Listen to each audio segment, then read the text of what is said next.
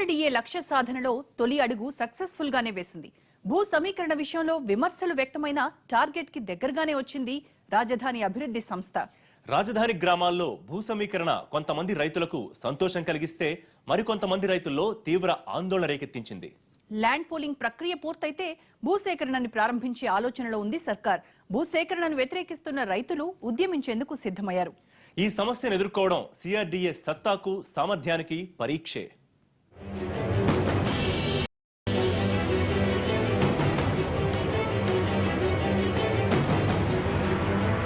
రాజధాని గ్రామాల్లో భూ సమీకరణపై ఆంధ్రప్రదేశ్ ప్రభుత్వం సంతృప్తిగానే ఉంది. 32,000 ఎకరాలు సమీకరించాలని సర్కారు లక్ష్యం నిర్దేశించుకుంది. ల్యాండ్ పూలింగ్ లో 25,000 ఎకరాలు సమీకరించింది సిఆర్డీఏ. పరిహారం విషయంలో రైతులు వ్యక్తం చేస్తున్న అభ్యంతరాలపై సర్కారు స్పందించింది. మెట్ట, జరీబు భూములకు ఒకే రకమైన పరిహారం ప్రకటించడంపై రైతుల్లో ఆగ్రహం వ్యక్తమవుతోంది. రెండు లోహాలైన ఇనుముకి, బంగారానికి ఒకే విలువ న్యాయమా అనే ప్రశ్నలు తలెత్తడంతో జరీ భూములకు కమర్షియల్ ఏరియాలో 150 గజాలు అదనంగా ఇస్తామని ప్రకటించారు ముఖ్యమంత్రి చంద్రబాబు. జరీబు భూములకు ప్యాకేజీ విషయంలో సర్కారు తీసుకున్న నిర్ణయం వల్ల భూ సేకరణలో పరిస్థితి మారుతుందా అనేది సందేహమే.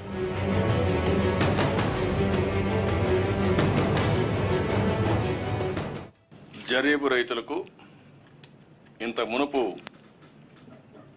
1000 చదరపు గజాలతో పాటు 300 రెసిడెన్షియల్కి 1000 ఇచ్చాం, 300 కమర్షియల్ ఇచ్చాం.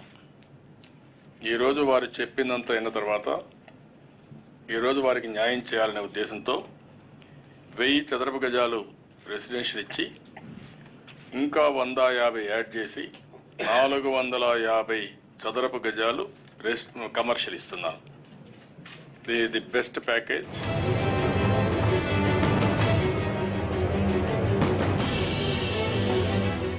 కృష్ణానది తీరానికి దక్షిణంగా ఉన్నటువంటి పల్లెలు ఇవి. దాదాపు అరటి తోటల పెంపకానికి చాలా ప్రసిద్ధిగా ఉన్నటువంటి ఈ తోటల్లో ఇక్కడ కూడా భూములను ల్యాండ్ పూలింగ్ ద్వారా సేకరించాలని ప్రభుత్వం భావిస్తోంది. అయితే దాదాపు 1000 ఎకరాలు ఉన్నటువంటి ఈ వెంకటపాలెం గ్రామంలో రైతులు మాత్రం వ్యతిరేకిస్తున్నారు. ఎందుకంటే ప్రభుత్వం ప్రకటించినటువంటి ప్యాకేజ్ పూర్తి స్థాయిలో సంతృప్తిగా లేదు. దాదాపు ఏటా 80,000 నుంచి ₹1,00,000 వస్తున్నటువంటి పంట భూములను మేము వదులుకోవడానికి సిద్ధంగా లేమని చెప్తున్నారు. ఇది ఇక్కడ హాట్ కేక్ లాంటి ప్రాంతం. విజయవాడకు 6 కిలోమీటర్ల దూరంలో ఉన్నటువంటి ఈ విలేజ్ లో దాదాపు ఎక్కువ మంది రైతులంతా కూడా ఈ పంట పొలాల మీద ఇక్కడ వచ్చేటువంటి ఆదాయం మీదనే ఆధారపడి ఉన్నారని చెప్పుకోవచ్చు. అయితే ప్రభుత్వం ఇచ్చే యొక్క పరిహారం మూలంగా రానున్న రోజుల్లో మాకు ఇది ఎంతవరకు సంతృప్తినిస్తుందన్న దానిపైన మాత్రం కొద్దిగా అసంతృప్తి ఉన్నమాట వాస్తవం అన్నది ఒప్పుకోవాల్సిన నిజం. దీనిపై ప్రభుత్వం ఎలాంటి పరిష్కారం చూపిస్తుంది?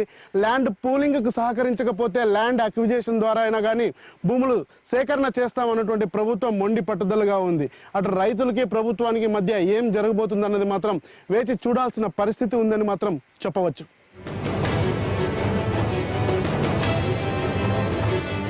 విజయవాడకు సమీపంలో ఉన్న ఉండవల్లి, పెనుమాక, రాయపాలెం, తాడిపూడి గ్రామాల్లో భూ సమీకరణకు కానీ భూ సేకరణకు కానీ ససేవేరా అంటున్నారు రైతులు. ఏడాది పొడవునా పంటలు పండే భూముల్ని ఇచ్చేది లేదని తెగేసి చెబుతున్నారు.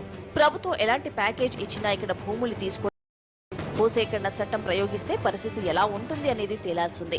జరీ భూములకు ఇస్తున్న ప్యాకేజీలో కమర్షియల్ వాటాను 300 గజాల నుంచి 450 గజాలకు పెంచింది ప్రభుత్వం. దీనికి తోడు పండ్ల తోటలకు ఇచ్చే నష్టపరిహారాన్ని సింగిల్ టైం సెటిల్మెంట్ చేస్తామని, రుణాలు మాఫీ చేస్తామని చెప్తున్నా రైతుల స్పందన ఎలా ఉంటుందనేది తేలాల్సిందే.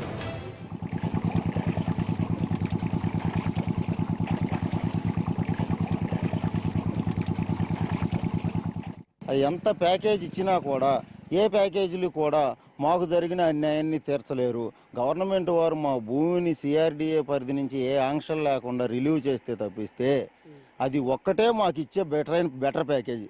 మేము కోరుకునే ఆయన మాకు ఇవ్వాల్సిన బెటర్ ప్యాకేజ్ ఏంటంటే సిఆర్డీఏ పరిధి నుంచి ఎటువంటి ఆంక్షలు లేనటువంటి వెంకటపాలెం గ్రామాన్ని మాకు వదిలేసి ఆయనకి రెడ్ కార్పెట్ వేసి పిలుస్తున్న గ్రామాలు ఉన్నాయి. వెళ్ళండి అక్కడికి.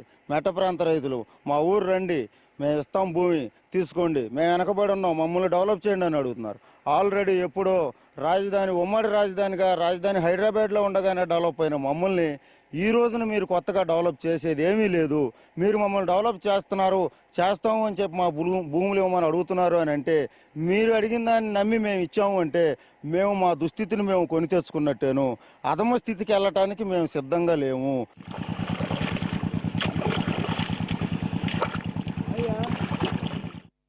భూములు అప్పగించిన రైతులకు మార్చి 1 నుంచి పరిహారం అందిస్తామని సర్కారు ప్రకటించింది. దీన్ని కూడా సిఆర్డీఏ ద్వారానే చెల్లించనున్నారు.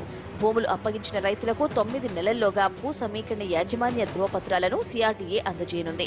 రాజధాని ప్రాంత రైతులకు సంబంధించి 22,405 మంది రుణ లబ్ధిదారులకు వన్ టైం సెటిల్మెంట్ కింద 200 కోట్లను ప్రభుత్వం మంజూరు చేయనుంది. భూములిచ్చిన రైతులకు అభివృద్ధి చేసిన అనంతరం ప్లాట్లను వారి నివాసానికి సమీపంలో కేటాయించనున్నారు. లాటరీ పద్ధతిలో నివాస వాణిజ్య స్థలాలను కేటాయించాలని సిఆర్డీఏ నిర్ణయించింది.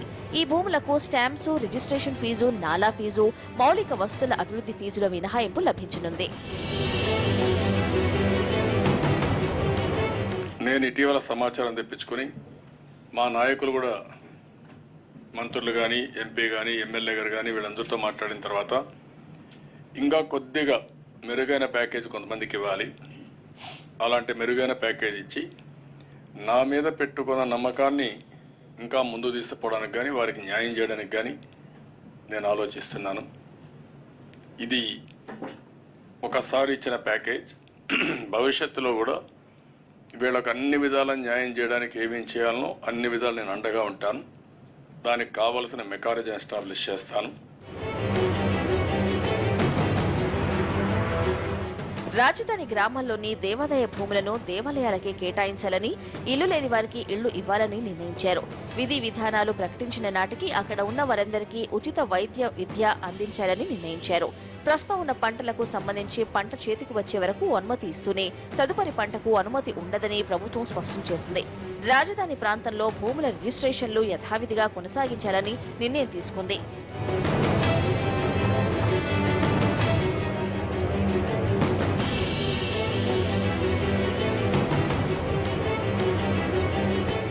సమీకరణ కాకపోతే భూసేకరణ కూడా ఎన్నుకోవడం, ఎందుకంటే అది రైతులకి బాధాకరం కావచ్చు, లేదా రైతులకు నష్టం కావచ్చు. కానీ బట్ ఏదైనా కానీ రాజధాని ముందున్న లక్ష్యం బట్టి దానికి 85% ల్యాండ్ కనుక విల్లింగ్తో వస్తే 15% ఎక్విజిషన్ చేసుకున్నటువంటిది కూడా 2013 ల్యాండ్ ఎక్విజిషన్ యాక్ట్ నేను పార్లమెంట్ సభ్యుడిగా ఉన్నప్పుడు చేసినటువంటి చట్టం కూడా చెప్తా ఉంది.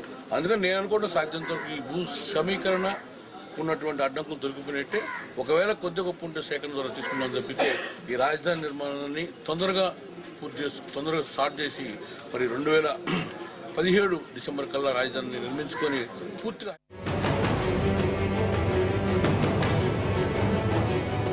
నిమ్మ, సపోటా, జామ తోటల రైతులకు ఎకరానికి ఏక మొత్తంగా 50,000 అదనంగా చెల్లించాలని నిర్ణయించింది.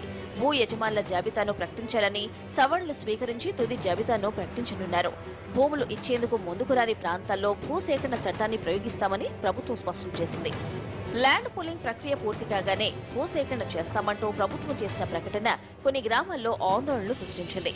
తోళ్లూరు రైతులు దేశ రాజధానిలో ల్యాండ్ పూలింగ్ ను వ్యతిరేకిస్తూ నిరసన ప్రదర్శనలు చేశారు. నర్మదా బచావో ఆందోళన నాయకురాలు మేధా పాట్కర్ రాజధాని భూముల్లో పర్యటించనున్నారు. బలవంతపు భూసేకరణను వ్యతిరేకిస్తూ ఉద్యమిస్తామని వామపక్షాలు హెచ్చరిస్తున్నాయి. భూసేకరణను వ్యతిరేకిస్తున్న రైతులకు వీరంతా ఆశాదీపంలా కనిపిస్తున్నారు. ఈ పరిస్థితిని ప్రభుత్వం ఎలా ఎదుర్కొంటుంది, సిఆర్డీఏ ఏం చేస్తుంది అనేది ఆసక్తికరంగా మారింది. రాజధాని ప్రాంతంలో ప్రభుత్వ భూములన్నీ సిఆర్డీఏ నిర్వహణలో ఉన్న ల్యాండ్ బ్యాంకుకి బదిలీ కానున్నాయి. అభివృద్ధి చేసినవి, చేయనివి అన్ని సంస్థ అధీనంలోనే ఉంటాయి. అసైన్డ్ భూములకు నిర్దేశిత పరిహారం చెల్లించి సిఆర్డీఏ స్వాధీనం చేసుకోవచ్చని స్పష్టంగా చెబుతోంది సిఆర్డీఏ చట్టం. భూ సమీకరణకు రైతులిచ్చిన భూములపై సర్వ హక్కులు సిఆర్డీఏకే కట్టబెట్టింది ప్రభుత్వం. ఇందులో మరో ముఖ్యమైన అంశం ఏంటంటే రాజధాని ప్రాంతంలో పోలీసు అధికారుల చట్టం అమలు చేయడానికి సిఆర్డీఏ కమిషనర్ కు అవసరమైన సాయం అందించాలని చట్టంలో ఉంది. విధుల నిర్వహణ కోసం సిఆర్డీఏ ఉద్యోగులకు పోలీసు అధికారులు సహాయపడాలి.